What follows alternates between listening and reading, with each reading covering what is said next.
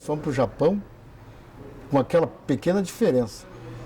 E ali, os dois sabiam que podia acontecer qualquer coisa, o mínimo que acontecesse, qualquer dos dois podia ser campeão. Uma super corrida, foi uma corrida fantástica de assistir. O Ayrton foi campeão, caindo lá para trás, passando próximo, tudo isso. Quando largaram, ele teve um problema na embreagem, não pegou o carro na primeira, não pegou na segunda, pegou na terceira e saiu 16º. No momento da largada, foi uma decepção tão grande que entre eu e o Galvão estava sentado o empresário dele na época, o Armando Botelho. E o Armando simplesmente desabou em cima da mesa. Ele ficou com a cabeça baixada em cima da mesa pelo menos uma meia hora. Já tinha iniciado a reação do Senna e ele continuava com a cabeça baixada. Eu tive a nítida impressão de que o Armando rezava o tempo todo. Na primeira volta ele passou 6 carros. E foi passando o carro com um repertório fantástico, passar por fora, passar por dentro, na freada. E os pilotos sentiam aquela aproximação, não entendiam nada, todo mundo tinha passado por ele. Então o Prost ainda tinha uma boa vantagem. Depois é que caiu a chuva que veio do jeitinho que o Senna gostaria que acontecesse, que era a única chance dele alcançar o Prost e passar. Vai passar, ele ia passar, e o Prost sabia que ele ia passar, e como é que aquilo foi psicológico? Sabe, aquilo foi um tiro de misericórdia. Passou o Senna, passou o Prost, e o Prost admitiu que ele passou e abriu 3 segundos, e aí começou a chover, ele começou a mostrar para o céu, mas ali que ele abriu mais, porque o Prost era um hidrofóbico, né? Ele tinha horror de água, né? Naquele momento o Ayrton era o melhor piloto do mundo mesmo, ele sabia disso, sentia isso, tudo isso. Sem dúvida, se o Ayrton não tivesse na McLaren, ele estaria em outra equipe de ponta, ia ganhar do mesmo jeito, estaria na Williams ganhando do mesmo jeito que ganhou a McLaren. O talento do Ayrton supera os 3 melhores carros da época.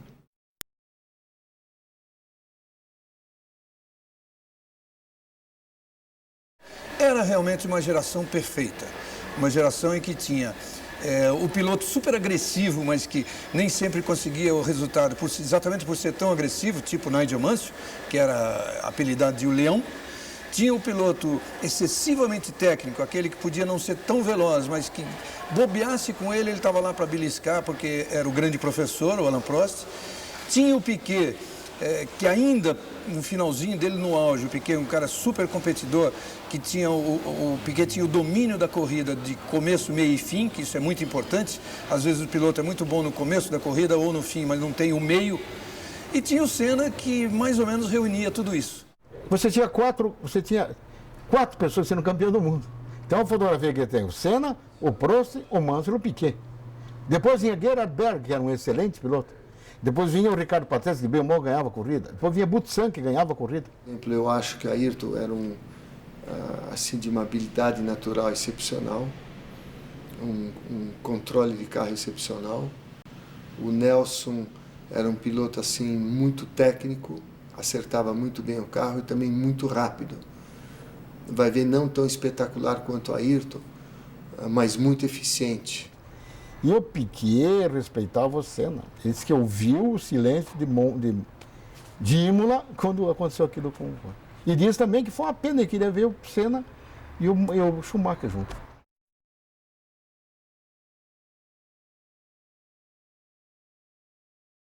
Entre 88 ou 87, até 92, eles ganharam todos os títulos.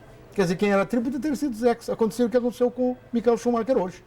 Eu acredito que qualquer time vitorioso é um time. Eu não acredito que, por exemplo, o que acontece com a Ferrari hoje não é o Schumacher, não é o carro, não é o motor, ou não é o Jean Todt ou o Ross Brown. Eu acho que é esse conjunto trabalhando junto. Você tinha tudo que precisava na Fórmula 1. Tinha grande projetista, confiabilidade do carro, performance do motor e gente para desenvolver. Isso aí é a receita da Fórmula 1. O carro já era um conjunto, entendeu? Era um equilíbrio entre chassi, motor, pneu, tudo isso. E mais um conjunto de pilotos fantásticos que eles tinham, que era o Ayrton e o Prost.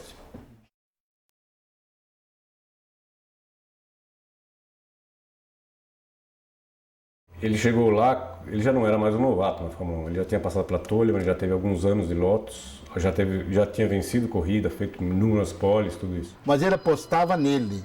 Apostava no McLaren, no motor Honda e numa coisa que ele sempre teve como parâmetro na vida, Alain Prost. Um era parâmetro do outro. Isso é um cara bem diferente do Mansell. Eu acho sem dúvida nenhuma o Prost era um adversário muito mais difícil. O Prost sempre soube da força do Senna e o Senna sempre soube da força do Prost. A briga ali era... Porque na Fórmula 1, até o Ricardo Dívila, que é o projetista do carro nacional, sempre diz isso e os pilotos admitem. O primeiro adversário para você vencer é o da tua equipe. Tem que matar aquele, tem que ser matador, no sentido. Primeiro aquele, para você ganhar um certo privilégio e depois estar na frente, poder ter esse tipo de privilégio. O Ayrton era mais rápido que o Alain. Assim, acertando o carro para a corrida. Acho que até em classificação, algumas vezes o Alain foi mais rápido que ele. Mas, de modo geral, ele era um piloto mais rápido que ele. Era um piloto assim mais agressivo na corrida e teve o resultado melhor.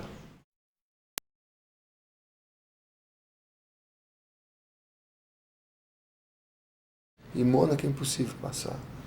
Então o Ayrton classificava sempre muito bem, muitas vezes pole position, já tinha garantido grande parte da vitória. Então eu acho que o Ayrton em Mônaco era espetacular, sem dúvida.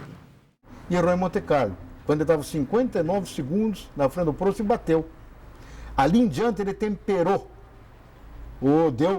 Começou, como ele disse, puxa vida, ele era místico. Isso foi um aviso de Deus para eu saber que as coisas não eram tão fáceis como pensei que era. E naquele GP de Monte Carlo ele sabia que ele tinha todas essas chances. Olha, os maiores erros que eu cometi na minha carreira, tanto na Fórmula 1 quanto na Indy, na Fórmula Mundial, foi quando eu estava liderando com uma vantagem muito grande, é o momento que você relaxa. E é o momento que você erra. Você erra por relaxar, não por concentrar. É ao contrário do que todo mundo pensa. E eu tenho certeza que se o Prost tivesse grudado no Ayrton, ele ia estar muito mais focado e não ia relaxar. E quando você está mantendo uma distância muito grande, você começa a pensar, será que eu tiro mais o pé, mantenho essa diferença, eu vou manter essa reserva? Você está administrando a corrida, você não está competindo. E quando você está na administração, você relaxa e bate. É o que aconteceu com a Ayrton. Né?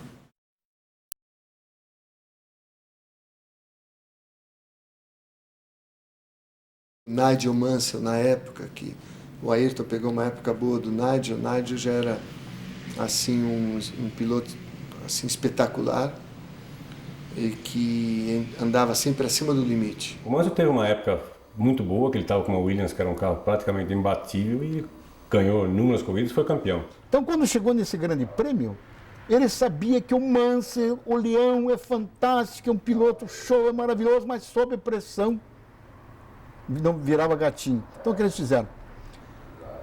Tirou 2.000 giros do motor dele e foi lá, fez a vice-pole position. E fez o possível pro Berger sair na frente. Tanto que ele largou pro lado do Mansell. E o Berger fugiu.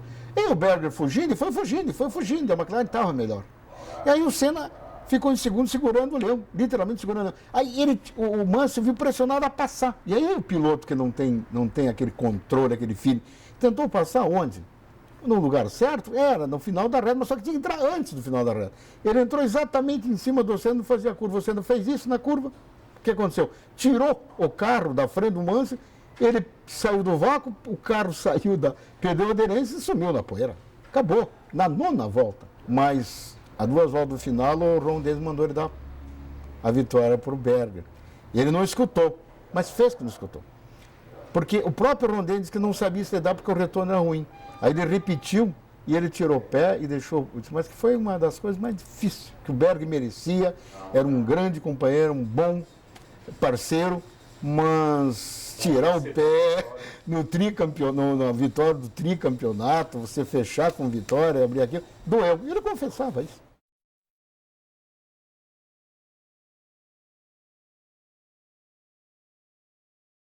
Eu falei, Ayrton, eu vou te apresentar para todos os chefes de equipes da Fórmula 1. E acabou o treino, a classificação da Fórmula 1 no sábado à tarde, eu levei ele para todos os chefes de equipe e falava, Ayrton Senna, ele está correndo aqui na Inglaterra, acabou de ganhar a corrida, ele ganhou a corrida na Áustria também, e ele vai ser campeão mundial. O pessoal olhava assim para mim e falava, como é que o Emerson sabe que ele vai ser campeão mundial? E eu lembro que o Ayrton ficava tímido quando eu falava. Eu acho que o mais significativo foi quando o Ayrton estava na Lotus e o chefe de equipe dele era o Peter Warr, que foi meu chefe de equipe quando eu estava na Fittipaldi. E com o Peter, assim, eu conversava bastante e o Peter falava que ele estava desde o começo, desde que o Ayrton entrou na Lotus, ele estava impressionado com a velocidade do Ayrton e com a a velocidade e a capacidade, junto com o Ayrton tinha, com essa velocidade e a capacidade que ele tinha de definir um carro, de sentir o que estava acontecendo com o carro e de expressar isso aí. Ele falou, o Peter Watt estava muito impressionado com isso. Porque veja bem, o Senna entrou numa Lotus, ganhou 6 corridas na Lotus.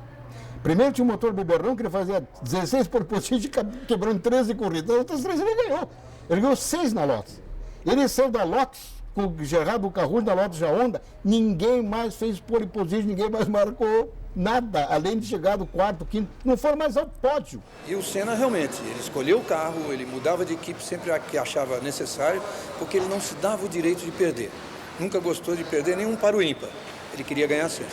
Eu acho que o Ayrton tinha uma coisa assim que é excepcional para um atleta, não só para um piloto de competição, mas para qualquer esporte, é que muitos campeões, quando chegam num nível de vitória, de dominar o esporte, é automático do ser humano relaxar e, puxa, sou o melhor, estou ganhando, agora vamos tocar do jeito que está. E o Ayrton sempre melhorava, ele sempre queria melhorar.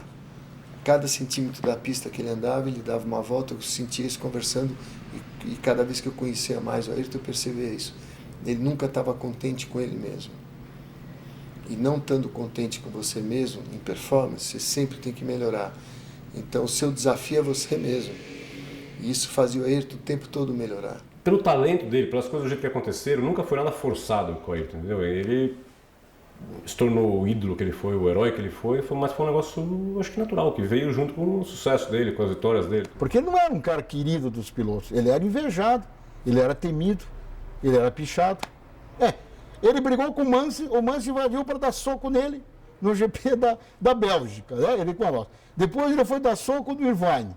Não deu soco no padrão legal porque o Zé do Boa Pasta. Aí, num teste de pneus, ele estava numa volta rápida, viu que o pneu rendia, foi fechar para o Schumacher, foi lá também dar um sopapo no Schumacher. Não era um santo, era um homem dedicado àquilo que fazia.